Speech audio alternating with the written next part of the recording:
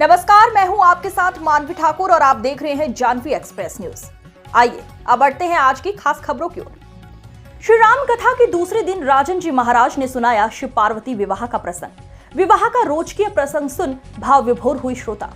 सिंगरौली की पावन धरा पर जिला मुख्यालय बैढ़न के एनसीएल ग्राउंड में आयोजित श्री राम कथा के दूसरे दिन व्यासपीठ पर विराजमान पूज्य श्री राजन जी महाराज ने श्री राम कथा में भगवान शिव पार्वती के विवाह का मनोहारी वर्णन करते हुए श्री रामचंद्र जी के जीवन पर प्रकाश डाला। कहा, भगवान राम का जीवन मानव जगत को मर्यादा एवं चरित्र के साथ जीने का रास्ता दिखाता है।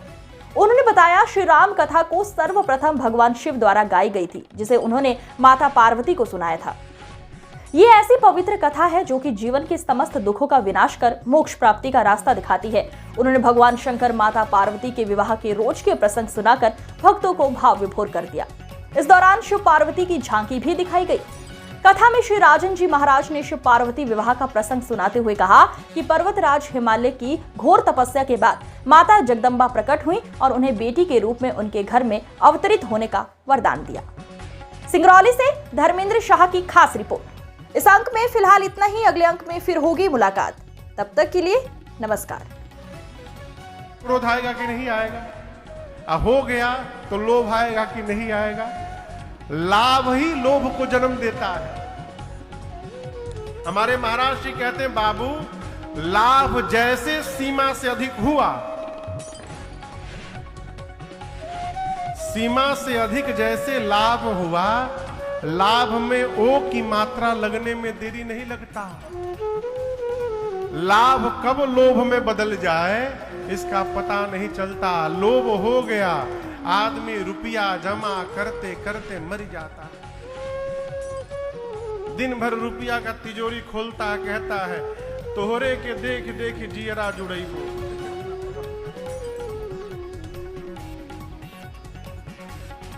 न खर्चा करता है न करने देता है।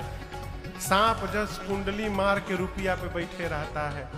फिर घरवा वाले रोज भगवान से प्रार्थना करते, प्रभु इनको ले जाओ, उठाओ प्रभु इनको, ही जाए तो हम लोग माचिस लगाएं उसमें है? ये लोभ, इन सब का मूल है मोह। और याद रखिएगा, ये असंभव है कि हम मोह से वंचित हो जाएं।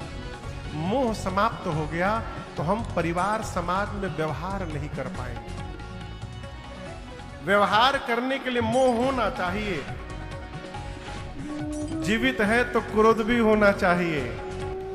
मुर्दे को क्रोध नहीं आता केवल है, लोभ भी होना चाहिए। लेकिन लोभ किसका होना चाहिए? रुपए का नहीं होना चाहिए, भगवान के नाम का लोभ होना चाहिए। दुई माला अधिक कर ले, आज आनंद हो गया। बिना मोह तो जिया नहीं जा सकता। महापुरुष कहते हैं, बिन मोह न फेरी जाए इस जगत कर्म की माला, परम मोहन इतना करिए दे जगा द्वेष की ज्वाला। ये मोह जब सीमा से अधिक हो जाता है, विकराल रूप धारण कर दिया है, तो जीवन को समाप्त कर देता है। और याज्ञवल्क्य ऋषि कहते हैं, जब ये मोह महिषासुर जैसा बन जाता है, तब इस मोह रूपी महिषासुर का वध करने के लिए ये राम जी की कथा काली मैया के समान बन जाती है और उस मोह को समाप्त कर देती है। ये भगवान की कथा मोह को कम कर देती है। ये राम जी की कथा, राम कथा शशि किरण समान, संत चकोर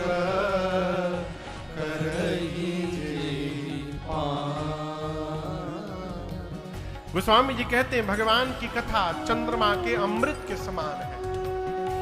अभी अभी शरद पूर्णिमा गया है, कुछ दिन पहले। चंद्रमा कितने सुंदर लग रहे थे उस दिन, है?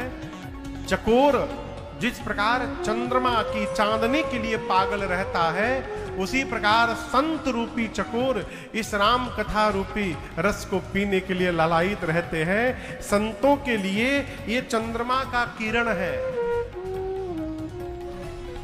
कथा को पान करने का स्वभाव बने जीवन में, कैसे निरंतरता बनी रहे, ये जीवन की धन्यता है? संत चकोर करहि जेहि पाना, ये याज्ञवल्क्य ऋषि ने कहा। दूसरा घाट, तीसरा घाट कैलाश में है, जहां कथावाचक है भगवान शंकर, श्रोता कौन है? जोर से कहिए, पार्वती मैया। बाबा ने जब मेरी मां को कथा की महिमा सुनाई तो कहा, देवी ये राम कथा, राम कथा कले बिटप उठारी, सादर सुनो गिरि राज कुमारी। देवी ये राम जी की कथा कलिकाल रूपी विकार के वृक्ष को काटने के लिए कुल्हाड़ी है। कुल्हाड़ी देखे हैं? कुल्हाड़ी देखे हैं आप लोग? हमारी ओर उसको टांगा कहते हैं, टांगा टांगी। बिहार में क्या कहते हैं? टांगा टांगी। यहां भी कुछ कहते होंगे। हाँ,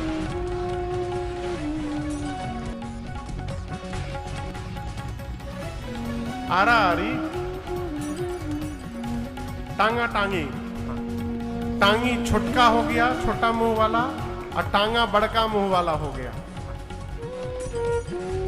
भगवान शंकर कहते कि भगवान की कथा टांगी है, टांगी नहीं, हाँ टांगी है, कथा हो रही है। कथा स्त्रीलिंग है ना? हाँ, कथा क्या है? कुल्हाड़ी है, टांगी है।